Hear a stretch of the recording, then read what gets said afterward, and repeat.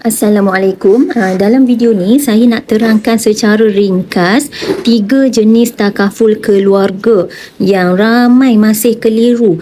Ada yang ingat semua takaful ni sama. Ada yang ingat medical card boleh dapat pampasan. Ada juga yang ingat plan penyakit kritikal ni sama macam hibah takaful ataupun MLTT. Sebenarnya setiap plan ni ada fungsi yang berbeza. So kalau kita faham perbezaan ni, barulah kita boleh pilih perlindungan yang betul ikut keperluan diri dan keluarga kita. So jom saya bantu anda terangkan satu persatu. First sekali kita tengok dekat life takaful. Yang warna hijau ni life takaful. Tujuan utama plan ni dia memberi pampasan kepada waris atau peserta sekiranya berlaku kematian atau hilang upaya kekal menyeluruh. So ada dua perlindungan dekat sini. Yang pertama kematian, yang kedua hilang upaya kekal. Jika berlaku kematian, waris atau penama yang diletak akan dapat duit pampasan. Sebab tu ramai orang gunakan plan life takaful ni untuk hibah ataupun MLTT. Jika berlaku kecacatan kekal, pemilik polisi yang akan dapat duit tu secara lamsam. Dalam plan life takaful juga kita boleh tambah coverage penyakit kritikal. So maksudnya kita boleh tambah perlindungan penyakit kritikal dekat sini, atau kita nak ambil perlindungan penyakit kritikal khas sahaja dekat yang purple ni. So yang dekat hijau ni, yang dekat life takaful ni pun kita boleh tambah sebenarnya. Kita boleh tambah satu lagi perlindungan penyakit kritikal dalam satu plan yang sama. Okay, kalau anda tengok manfaat, apa manfaat untuk life takaful ni? Dia melindungi keluarga dan punca pendapatan anda. Anda dah tak ada, dah hilang punca pendapatan utama daripada sang suami ke contohnya kan, sebab berlaku kematian, jadi waris dapat duit, bolehlah mengganti punca pendapatan kepada ahli keluarga. Wang pampasan dibayar sekaligus secara lamsam sekiranya berlaku kematian, cacat kekal, ataupun kalau kita ada tambah sakit kritikal pun kita akan dapat secara lamsam. So dia memberi ketenangan kepada anda dan keluarga anda. Okay, jom kita tengok contoh situasi untuk life takaful. Jika berlaku kematian, waris akan menerima pampasan yang boleh digunakan untuk yang pertama, bolehlah waris nak gunakan untuk selesaikan baki pinjaman rumah.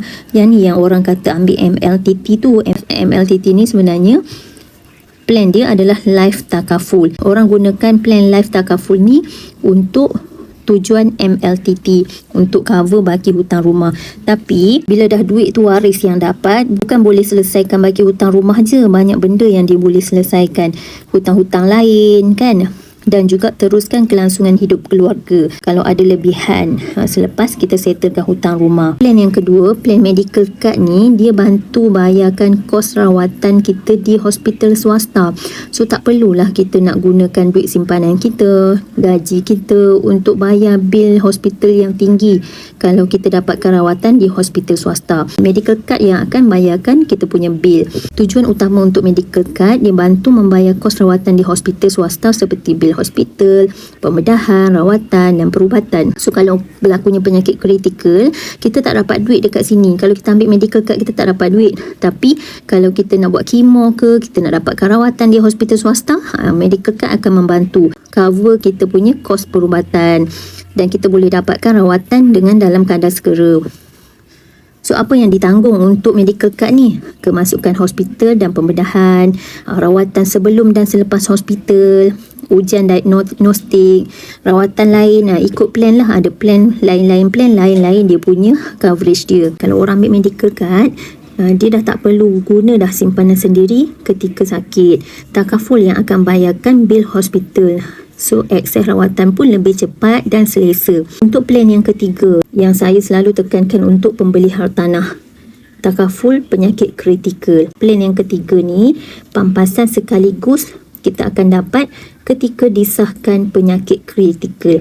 Antara penyakit kritikal yang disenaraikan antaranya kanser, serangan jantung, stroke, buah pinggang dan banyak lagi lah. Di Great Eastern kita ada 50 jenis penyakit kritikal yang dilindungi, tambahan 11 penyakit kritikal kanak-kanak. Maksudnya kalau kita nak ambilkan untuk anak pun boleh. So dia ada tambahan lagi perlindungan 11 penyakit kritikal untuk kanak-kanak.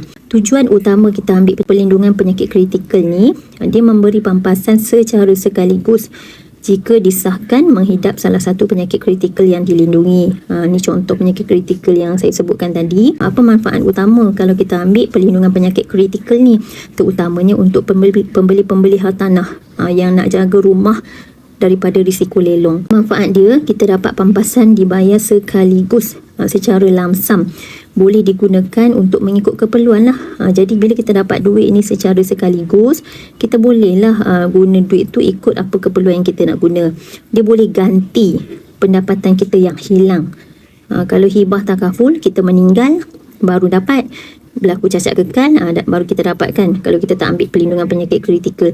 Tapi untuk perlindungan penyakit kritikal ni, kita tetap boleh bekerja disebabkan sakit, kita dapat duit, boleh ganti pendapatan kita yang hilang. Jadi duit tu kita boleh gunakan untuk teruskan komitmen bulanan seperti ansuran rumah, kereta dan perbelanjaan keluarga. Bukan tertumpu kepada rumah je, tapi banyak benda yang kita boleh gunakan pampasan tu yang kita boleh manfaatkan. So dia akan memberikan ketenangan untuk fokus kepada pemulihan. Bayangkan kalau kita sakit, tak ada duit, dah tak boleh bekerja, simpanan pun tak seberapa, rumah nak kena bayar, sampai dah tak boleh bayar, nanti rumah kena lelong, kos rawatan lagi kita nak tanggung. Dalam keadaan sakit, kita terbeban dengan keuangan, emosi kita akan jadi sangat tak bagus. Bila emosi tak bagus, nak sembuh pun susah kan. Jadi tapi kalau kita sakit berduit ni lain sikit. Okey, contoh situasi, anda disahkan menghidap penyakit kritikal seperti kanser atau stroke. Pampasan sekaligus akan membantu teruskan bayar ansuran rumah, kereta dan komitmen lain, kos rawatan dan pemulihan, perbelanjaan keluarga harian dan lain-lain lah. So untuk penyakit kritikal ni, dilindungi pendapatan anda, boleh teruskan bayar balik komitmen dan jaga keluarga yang tersayang. Ada 3 fungsi yang berbeza untuk 3 plan ni, life takaful, medical card dan takaful penyakit kritikal.